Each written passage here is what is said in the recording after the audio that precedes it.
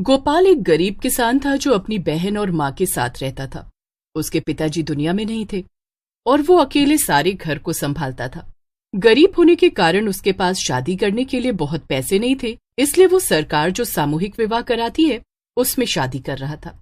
शादी के दिन गोपाल तैयार होकर अपनी माँ और बहन के साथ मंडप पर पहुंच जाता है। माँ, यहाँ तो कितनी भीड़ है ना, कितने सारे दूल्हे दुल्हन हैं, सब एक जैसे ही लग रहे हैं। हाँ बेटा। गोपाल देखता है कि उसकी माँ कुछ दुखी थी। वो उनसे पूछता है, क्या हुआ माँ, आप परेशान लग रही हैं? गोपाल बेटा, मेरे तो बड़े अरमान थे कि तेरी शादी मैं बहुत धूमधाम से करूंगी, लेकिन हमें मजबूरी में तेरा सामूहिक विवाह करवाना पड़ रहा है। अरे माँ, शादी तो शादी होती है ना, इससे क्या फर्क पड़ता है कि कहाँ हो रही है। अब तुम दुखी मत हो, हम लोग अपनी राखी की शादी खूब धूमधाम से करेंगे। मेरी शादी तो जब होगी तब होगी भैया, लेकिन आपकी दुल्हन कहाँ है? कहीं नजर ही नहीं आ रही है। तभी दुल्हन का जोड़ा पहने एक लड़की वहां आ जाती है। उसने सर पर घूंघट लिया हुआ था। अरे मालती, आ गई तुम? बड़ी देर हो गई तुम्हें आने में। और तुम्हारे माता पिता कहाँ हैं? वो लड़की घूंघट के अंदर से ही बोलती है, जी वो नहीं आ पाएंगे। मेरे पिताजी का एक्सीडेंट हो गया है और माँ उनके साथ अस्पताल में है। क्या? अरे तो फिर हमें भी उनके पास जाना चाहिए ना, हम यहाँ क्या कर रहे हैं? भला हम उनके बिना शादी कैसे कर सकते हैं? नहीं नहीं नहीं नहीं, अब उन्होंने मुझे यहाँ इसीलिए भेजा है। उनका ये मानना है कि अगर सही मुहूर्त में हमारी शादी नहीं हुई तो ये बहुत अशुभ होगा और अगले 3 साल तक हमारी शादी का कोई भी योग नहीं है। मालती की बात सुनकर सभी लोग सोच में पड़ जाते हैं। बेटा, ये कह तो ठीक ही रही है। एक काम करो, तुम दोनों शादी कर लो, फिर हम सब साथ में अस्पताल चलेंगे। ठीक तो मुझे भी नहीं लग रहा भैया, लेकिन अभी यही करना सही होगा, इसलिए आप लोग जल्दी से शादी कर लीजिए। गोपाल अपनी माँ और बहन का कहना मान लेता है और मालती से शादी कर लेता है। पूरे टाइम मालती ने अपना घूंघट लिया हुआ था और अपना चेहरा नहीं दिखा रही थी। जैसे ही शादी हो जाती है तो मालती और गोपाल अपनी माँ का आशीर्वाद लेने के लिए आगे आते हैं, लेकिन तभी वहां पर भागते भागते मालती के माता पिता आते हैं। अरे अरे, ये सब क्या हो रहा है? अरे पिताजी, आप यहाँ कैसे? आपका तो एक्सीडेंट हो गया था ना?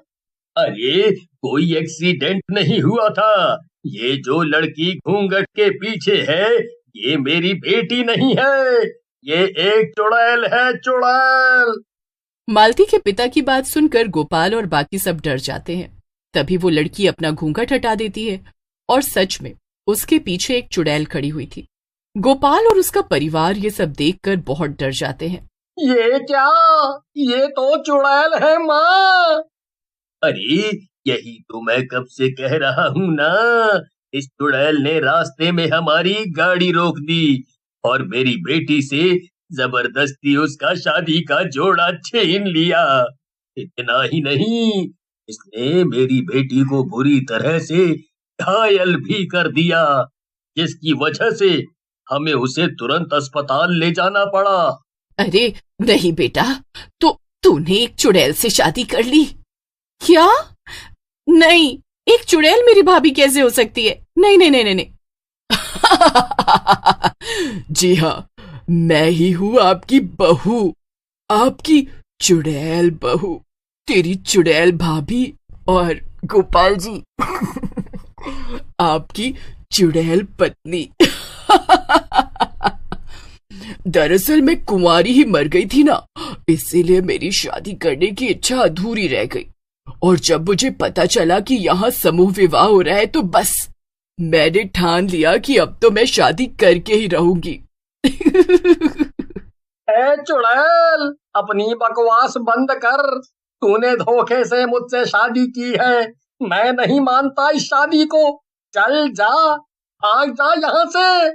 गोपाल की बात सुनकर चुड़ैल को गुस्सा आ जाता है और वो गोपाल की गर्दन पकड़, क्या कहा तूने? तेरी इतनी मजाल, तुझे किसी ने सिखाया नहीं क्या कि अपनी पत्नी से कैसे बात करनी है? अरे अरे, ऐसा मत करो, मेरे बेटे को छोड़ दो, कृपा करके उसे छोड़ दो। ओ, अरे मम्मी जी, आप देखिए ना ये मुझसे कैसे बात कर रहा है। अरे अपनी नई नवेली दुल्हन से जरा प्यार से बात करनी चाहिए ना। हाँ। चुड़ैल की बातें सबको बहुत अजीब लग रही थी, लेकिन उससे लड़ने या बहस करने की हिम्मत किसी में भी नहीं थी, इसीलिए सब उसके सामने चुप थे। चलो चलो, अब मेरी शक्ल मत देखो, मेरी विदाई का समय हो रहा है ना, चलो मुझे ससुराल लेकर चलो। अरे शादी के बाद दुल्हन ससुराल ही तो जाती है ना। एक काम करते हैं, मेरी विदाई के लिए कुछ भूत प्रेत भी बुला लेती हूँ, फिर मेरी विदाई में रोने के लिए भी 2-4 लोग हो जाएंगे।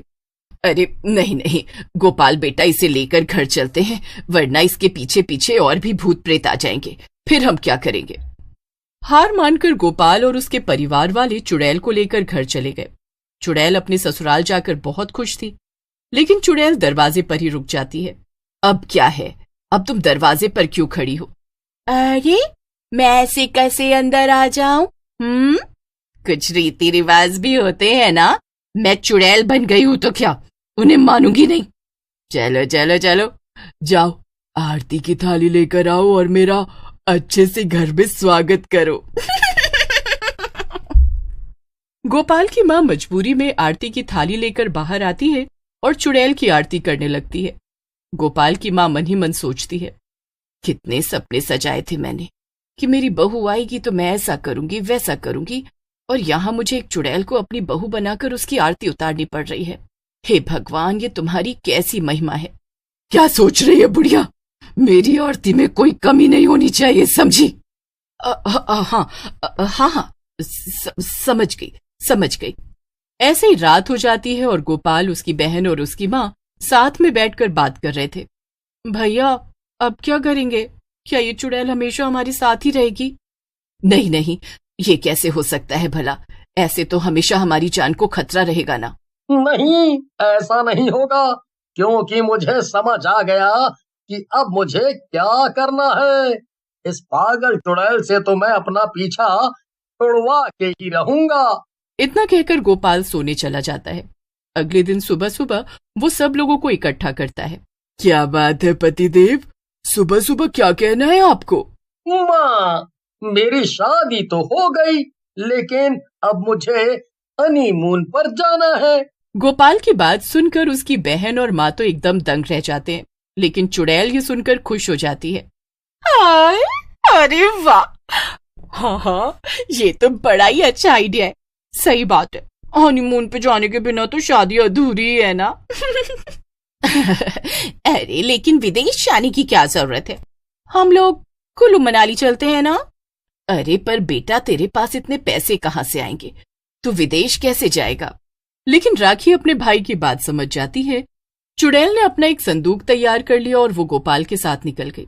दोनों प्लेन में बैठ जाते हैं। गोपाल चुपचाप बैठा था, उसके दिमाग में तो कुछ और ही चल रहा था। विदेश पहुंचकर दोनों एयरपोर्ट के बाहर आ गए। गोपाल चुड़ैल को एक टैक्सी में बिठाकर कुछ दूरी पर एक खाली मैदान में ले जाता है। चुड़ैल को वो जगह पसंद आ जाती है। अरे वो टैक्सी वाला है ना, उसे पैसे देने हैं, यहीं रुककर इन नजारों का आनंद लो। तब तक मैं उसे पैसे देकर आता हूँ और तुम्हारे लिए कुछ खाने को भी लेकर आता हूँ। गोपाल इतना कहकर भागते हुए सीधा टैक्सी वाले के पास पहुंच गया और उससे बोला, भैया जितनी जल्दी हो सके गाड़ी यहाँ से भगाओ और सीधा एयरपोर्ट ले चलो। हाँ। टैक्सी वाले ने ऐसा ही किया और गोपाल को लेकर एयरपोर्ट चला गया। गोपाल ने वहां से वापसी की टिकट कर रखी थी और वो प्लेन में बैठ गया। प्लेन में बैठने के बाद उसने चैन की सांस ली। बाप रे, कितना मुश्किल था इस चुड़ैल से पीछा छुड़ाना। अगर मैं इसे अपने देश में ही कहीं घुमाने ले जाता तो हो सकता है ये वापस आ जाती, लेकिन अब ये यहाँ से कभी वापस नहीं आ पाएगी। उधर चुड़ैल हर जगह अपने पति गोपाल को ढूंढती रह जाती है और गोपाल खुशी खुशी अपने घर वापस लौट आता है। इसी के साथ साथ उसने फिर से एक आम जिंदगी जीनी शुरू कर दी।